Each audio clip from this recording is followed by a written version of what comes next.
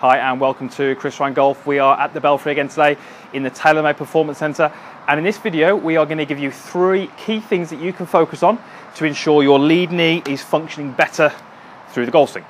Now, many of you watching this video may well think to yourself, I've not even thought about my lead knee, I've never really paid too much attention to it. How it moves through the golf swing will definitely influence how well you can strike that golf ball.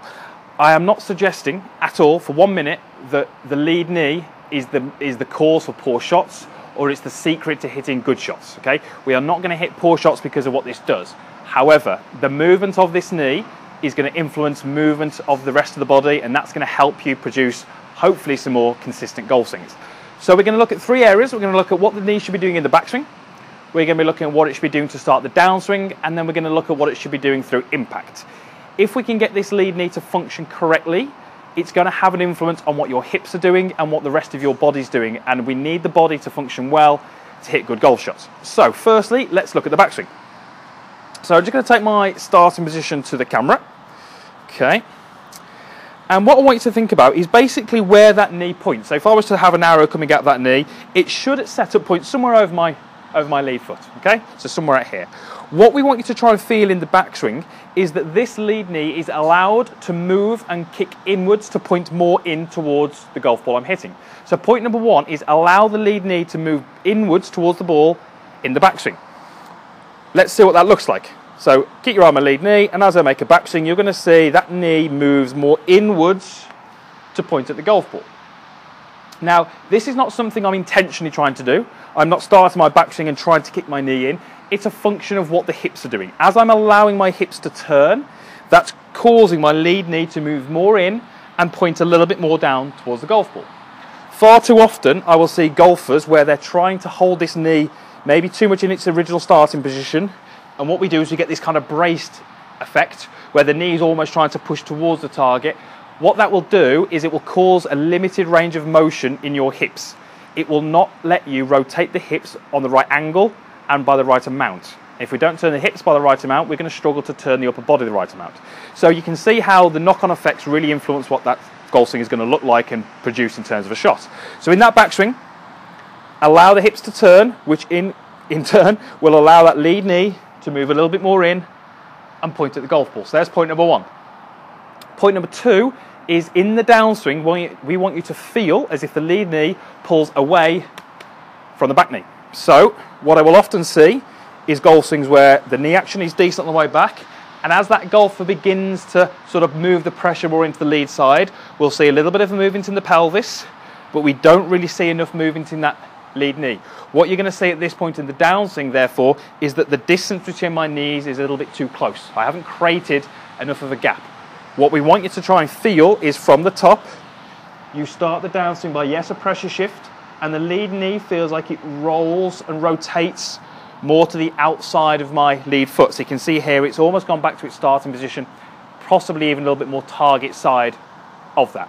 So we need to make sure that as we begin our downswing, our lead knee is beginning to move towards the target and it's attempting to get a little bit more outside of that lead foot. That's going to help you move the pressure in your downswing, start to shift a little bit more of that pressure to that lead side, and it's going to help us move that pelvis a little bit laterally, which we need to do in order to make that good contact. Once we've done that, we can now think about what it's going to be doing through impact. Through impact, we would like that lead knee to be straightening by some amount. It does not have to be to the point where it ever gets straight, but it wants to be straightening. So hopefully when you approach this sort of last parallel position here, you can see the club shaft is parallel to the ground, I should have some flex in this lead knee. As I deliver that club to the ball, that knee flex should be reducing. So you can see here, as I come through into impact, that knee flex is reducing. Now me personally, when I go through to a finish, I have 0 flex in my lead knee. Other golfers will finish the golf swing with some amount of flex, but it's certainly less than it would have been at that, say, that last parallel. This movement of this knee, this sort of straightening of the leg, if you like, is going to help you do a couple of things. It's going to help your hips rotate through the golf ball. It's going to help your pelvis rise a little bit through the golf ball, which we tend to see from good players. And it's going to help put the right speed into the golf club by helping you move the body correctly. If we move the body correctly through impact, we would generally get the right amount of speed or a good amount of speed into the club head, okay?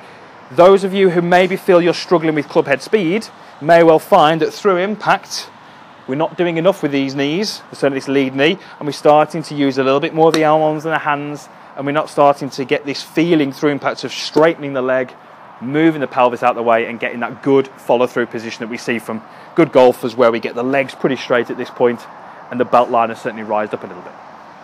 So, as I say at the start of the video, poor knee action is not maybe the result for poor shots, but you can see how the movement of the knee influences many, many other things in the golf swing. And if we can work on getting better knee action, we may well find that the rest of our body functions better, and good body motion is absolutely vital to hit good golf shots. So 3 points, did 4 then, 3 points. If you can remember those 3 points, have a little look at your lead knee action, see what it's doing. You may well find some areas that need improving. If you can improve those, hopefully you'll hit some better shots, lower the scores, and it is a much more enjoyable game when you're playing well. Right, let me hit one. Okay, so hopefully I'm going to be able to demonstrate those 3 things now.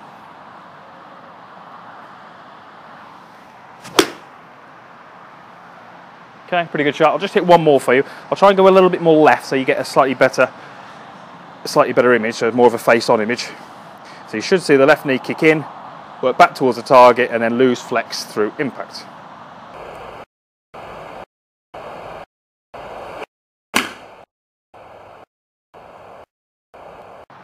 Okay, and again a pretty good shot there.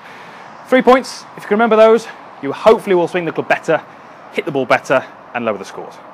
Thank you very much for watching the video. If you have any comments on this video or any other videos, then you can please post those in the boxes down below.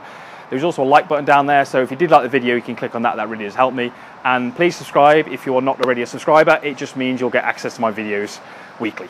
Okay, thanks again for watching, and we'll see you again next time.